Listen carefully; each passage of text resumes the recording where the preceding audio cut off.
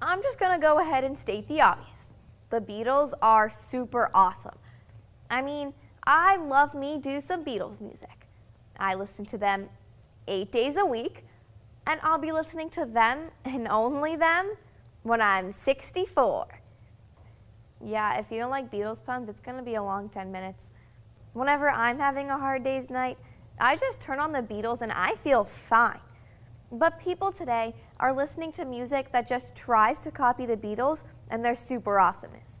For instance, everyone knows that Adele is pulling this whole British act just because the Beatles did. However, recently I accidentally stumbled upon some of Adele's jams, and they were, well, not bloody awful. Am I just day tripping, or is she actually good? Now, I'm rolling in the deep in my yellow submarine.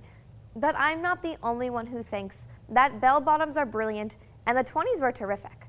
All my lovin' was in the past. At some point, most of us have wished that we lived in another time, forgetting the predicaments of the past and forgetting about the positivity of the present. Essentially, we look into the past and only see the good things, preventing us from appreciating the better parts of the present.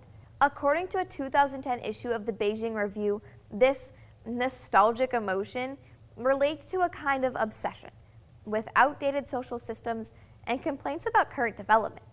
This is a negative phenomenon hindering social progress. So today, we will take a ticket to ride into the past to see why we are misguided, get back into the present to understand the good things we have, before finally taking the long and winding road into the future to develop an appreciation for what we have. So after I got into the Beatles, my world became totally psychedelic.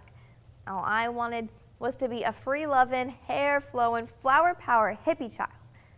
And that's the problem. You see, we long for yesterday. I mean, yesterday, love was such an easy game to play. Or so we think. Basically, our visions of the past are clouded by entertainment such as Leave It to Beaver or The Andy Griffith Show. According to Professor George Gerbiner at the University of Pennsylvania, entertainment shapes our concepts of social reality. This idea is called cultivation theory. Essentially, cultivation theory demonstrates that our perceptions of reality are influenced by what we see on television. So, since 1950s TV shows are abundant with images like marriage and family, then we are more likely to assume that the 50s was a picture-perfect domestic paradise. For example, the show I Love Lucy depicts Lucy as the perfect housewife with the perfect marriage. She ironed clothes, cleaned the house, and even cooked for her husband, Ricky.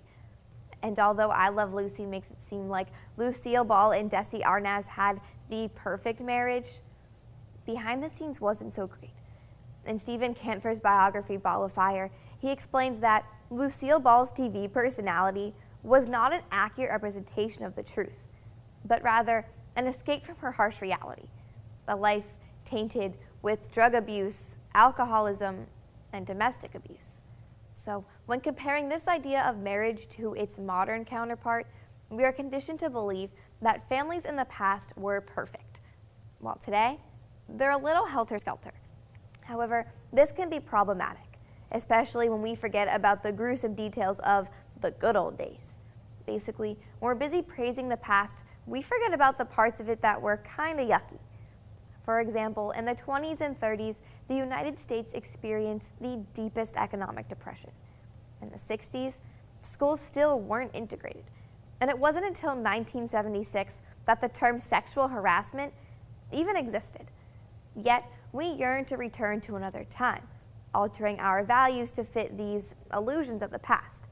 In Betty Friedan's Feminine Mystique, she recalls an incident where a woman was awarded a science scholarship from Johns Hopkins, but turned it down.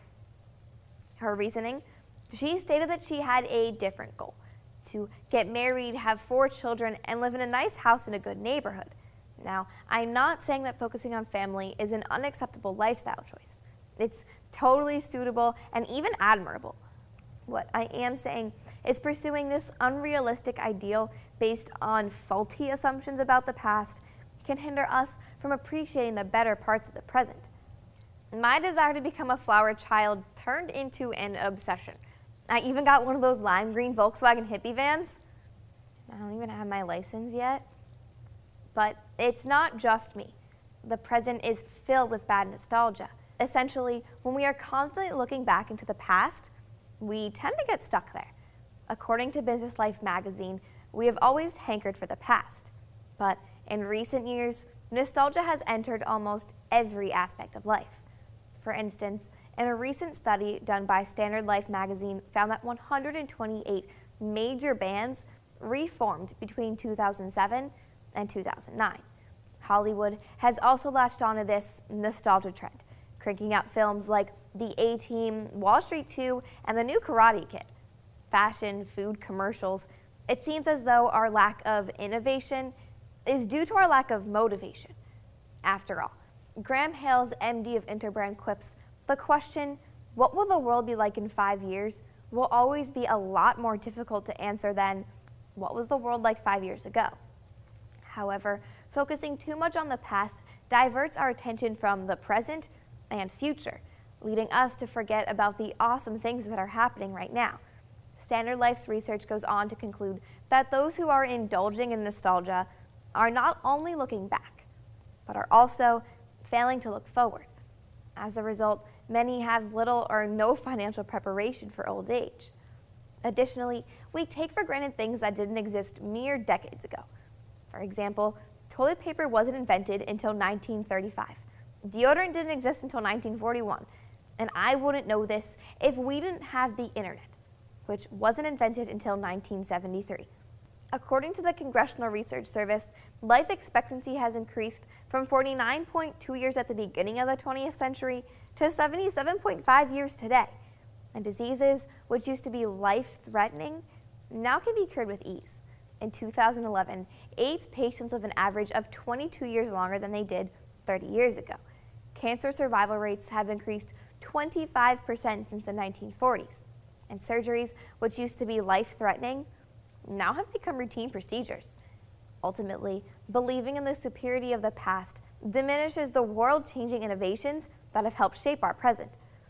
Okay, so I promise it's all going to come together right now. While changing our ideas about the past may not seem easy, don't worry, because we can work it out. We need to understand that it is imperative to value the present. Now, I'm not saying we should forget about the past. Learning from our history is a key part in making progress, and we need to appreciate those who have helped shape the precious world we live in today. We need to understand our past, live in the present, and keep an eye out on our future. We've already made so many advancements. In 1993, when the UN passed the Declaration on the Elimination of Violence Against Women, marital rape finally became a crime. In 2008, Hillary Clinton became the first woman to ever win a presidential primary. When the Voting Rights Act was passed in 1965, only 250,000 African Americans were registered to vote. In 2008, Barack Obama was elected president.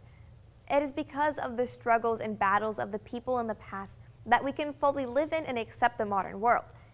Martin Luther King Jr. fought for equality so that future generations could enjoy it. Women in the 20s fought for suffrage so that when I turn 18, I'll be able to have a voice. And our founding fathers fought for independence and the First Amendment so we can all sit here today and listen to our peers deliver passionate and meaningful speeches. So the solution is simple. Live now and be excited about it.